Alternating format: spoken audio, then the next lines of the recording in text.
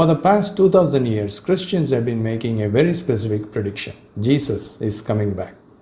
But they don't usually say he is coming back in some distant, far off century. In almost every generation, the Christian message is exactly the same: he is coming very soon. He is coming in our lifetime. Yet, 2 millennia have passed, generations have come and gone, and he never came. We often look at this continuous failure and dismiss it as a false prophecy. But the truth is much more shocking. The second coming was not just a bad prediction.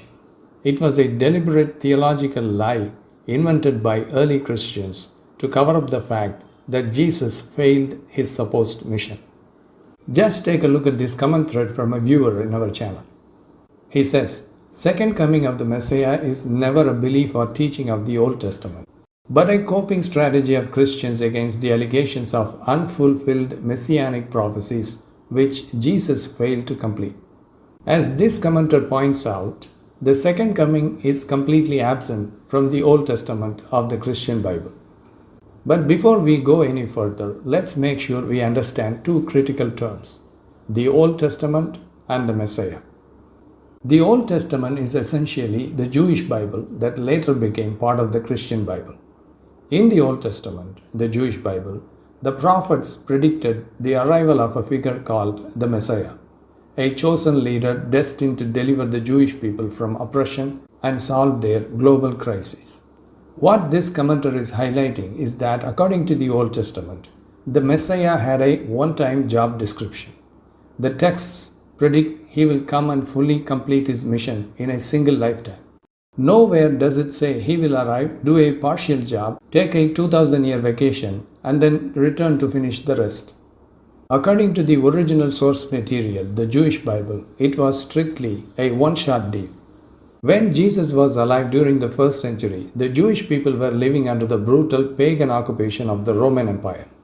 Desperate for liberation, they were anxiously waiting for this promised Messiah to arrive, overthrow Rome, and restore Israel to its golden age. And somehow, many of those Jews came to the conclusion that Jesus was this promised Messiah. Why? Because he spoke with unprecedented authority and fiercely challenged the corrupt religious establishment. To a population suffocating under Roman rule, he looked exactly like the leader they had been waiting for. Thousands of people, including his closest disciples, became completely convinced that Jesus was the Messiah who would finally claim the throne. But that brings us to the ultimate historical mismatch. According to the Old Testament prophets, the Messiah had a clear, physical, and immediate job description. Let's look at the actual checklist of what he was supposed to do versus what really happened in the first century. The expectation. According to the Old Testament prophets, the Messiah's mission was clear and concrete. He was expected to establish universal peace, bringing an absolute end to all wars and international conflicts, gather all the scattered tribes of Israel back to their native land, and rule as a literal king from Jerusalem, establishing a physical kingdom that would bring a definitive end to all oppression. But looking at the reality of Jesus' life, he achieved none of these things.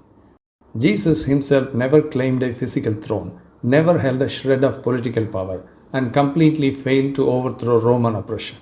Instead of bringing global peace, he left behind a world where violence continued unchecked, which escalated over the following decades until Rome finally marched in and brutally destroyed Jerusalem itself.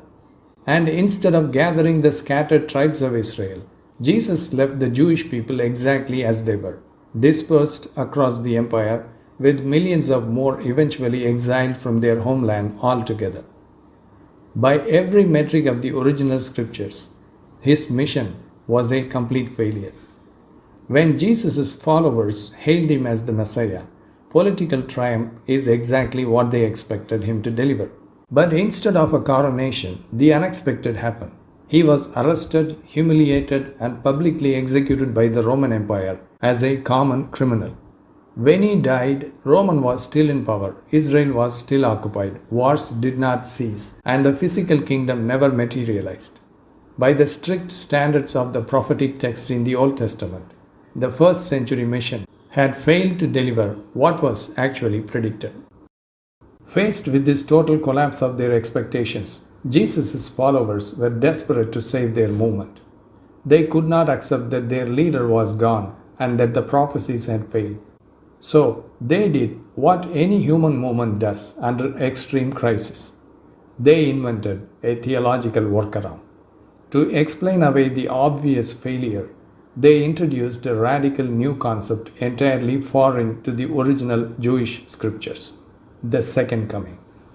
They claimed that Jesus did succeed, but only in an invisible spiritual way, and that he would return in the future to finish the actual physical work. So, when we strip away 2000 years of tradition and look at the historical data, the conclusion becomes very clear. The concept of the second coming was not part of an immutable divine plan revealed from the beginning. It was a brilliant human response to an immediate political and theological disaster. This evolution of doctrine is perhaps the strongest evidence that Christianity is a thoroughly man-made religion. When a prophecy fails, a divine entity doesn't need to change the rules of the game or rewrite the original job description. Humans do.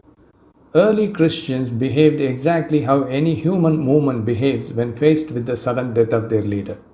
They adapted, they reinterpreted their own texts, and they created an emergency theological patchwork to survive.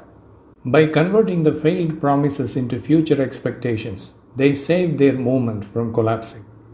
This single change turned a broken prophecy into a waiting game, one that has kept followers expecting a return for over 2000 years. Ultimately, a true divine revelation does not need human damage control to survive. This desperate rewriting of history is the definite proof that Christianity is not a divine truth, but a fabricated man-made religion.